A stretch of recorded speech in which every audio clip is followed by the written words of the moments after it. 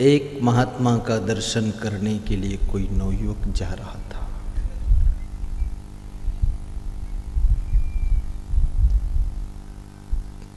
बड़ी ठसक से जा रहा था। जवानी का नशा, सीढ़ियों पर चढ़ता था तो पांव धमक के रखता था। उस महात्मा ने देखा उसकी ठसक। महात्मा ज्योतिषी भी था। उसने हाथ देखा, हाथ देखकर कहा कि बेटे, कल सुबह 5 बजे प्रातः काल तुम्हारी मृत्यु हो जाएगी। जीवन रेखा कट गई है। जिसकी जीवन रेखा कट जाती है, जीवन रेखा टूट जाती है, उसकी मृत्यु 24 घंटे में हो जाती है। जीवन रेखा। और जिसकी भाग्य रेखा टूट जाती है, वो बहुत मेहनत करता है, फिर भी उसके पास में धन नहीं आता है। और जिसकी सूर्य रेखा नहीं है, बहुत हाथ पांव मारने के बाद भी यश और कीर्ति नाम नहीं कमा पाता है। और जिसके हाथ में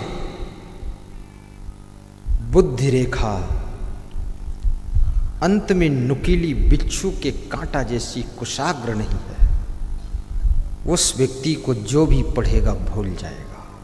कुशाग्र बुद्धि, कांटा जैसी। महात्मा ने कहा सुबह 5 बजे मृत्यु होगी। उस नवयुवक के अंग ढीले हो गए। नमस्कार करके लौटा तो धीरे धीरे सीढ़ियां उतर रहा है। उस महात्मा ने देखा जो अभी 10 मिनट पहले ठसक कर आ रहा था, कितना धीरे धीरे खिसक कर जा रहा है। मृत्यु की याद अहंकार को घायल कर देती है। मृत्यु की सूचना सारे अभिमान को ध्वस्त कर देती है। मृत्यु का समाचार नस नस को ढीला कर देता है। वो नवयुवक ऐसे वापस लौट रहा है जैसे कोई 90 वर्ष का बूढ़ा कमजोर होकर आ रहा है। जवानी की ठसक चली गई। घर आया, बिस्तर पर लेट गया। मां ने कहा क्या है बेटा? बोले बस जितना देखना है जी भर के देख लो, सवेरे 5 बजे देखने को नहीं पाओगे। बोले क्या कह रहे हो तुम? बोले मृत्यु होना है, एक महात्मा ने ज्योतिष से बताया है। पत्नी आकर बैठ गई, रोने लगी। ये क्या कहते हो? भाई बेटे बाप बहन सब सूचना फैल गई। हजारों लोग आ गए, आसपास में घेर कर बैठ गए।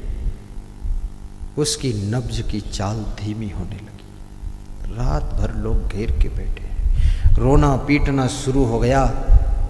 सुबह 4 बजे शरीर ठंडा होने लगा। 5 बजे मृत्यु का समय आ गया। वो महात्मा राइट 5 बजने में 15 मिनट कम थे, फिर आकर उसी घर में प्रवेश हो गया। और सबको रोता हुआ देख करके महात्मा के अंदर भी करुणा भर गई। याद रखना, किसी के दुख को देख करके जो पिघल न सके वो इंसान नहीं, वो पत्थर होता है। जो भरा नहीं है भावों से, बहती जिसमें रसधार नहीं, वो हृदय नहीं है, पत्थर है जिसमें स्वदेश का प्यार नहीं। महात्मा की भी आंखें सजल हो गई। कभी कभी मैं किसी की मृत्यु संस्कार में जाता हूं, सबको रोता हुआ देख करके मेरा भी गला भर जाता है, नैन भर जाते हैं। बहुत धैर्य करके हिम्मत करके फिर ज्ञान देता हूं।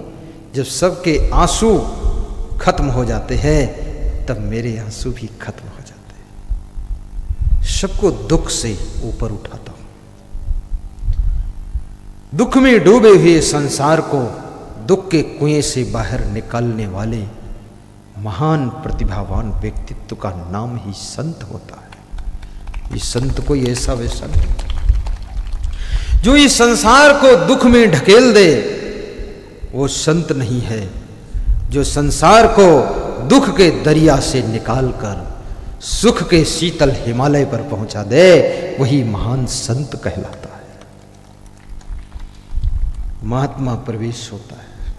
रोना पीटना देखकर महात्मा कहता है शांत हो जाइए, एक बार हाथ और देखता हूं। देखा, महात्मा ने कहा चिंता की कोई बात नहीं है, रात भर में टूटी हुई जीवन रेखा फिर से जुड़ गई है, ये 50 साल और जिंदा रहेगा, मरेगा। इतना सुनते ही वो नवयुवक खाट से उठकर खड़ा हो गया और फिर से उसके ऊपर जवानी का रूप दिखाई देने लगा। महात्मा की पैर छुए तो महात्मा ने कहा ये तो बताओ बेटा, जब सुबह तू मिला था तेरी जीवन रेखा टूटी थी, ये रात भर में जुड़ कैसे गई? तो उसने कहा संत जी कुछ और तो नहीं हुआ, लेकिन मैंने जब से सुबह सुना कि मेरी मृत्यु 24 घंटे बाद हो जाएगी, तब से मैंने केवल और केवल भक्ति गीत भगवान का ध्यान किया।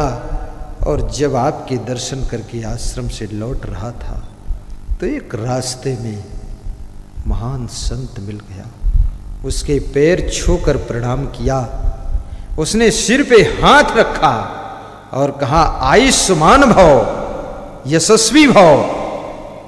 लेकिन मुझे विश्वास नहीं हुआ कि ये कह रहा है पर जीवन रेखा टूटी है, पर आपने आकर देखा जीवन रेखा जुड़ गई। उस महान संत के निकले हुए आशीर्वाद के शब्द हमारी टूटी हुई रेखा को जोड़ चुके।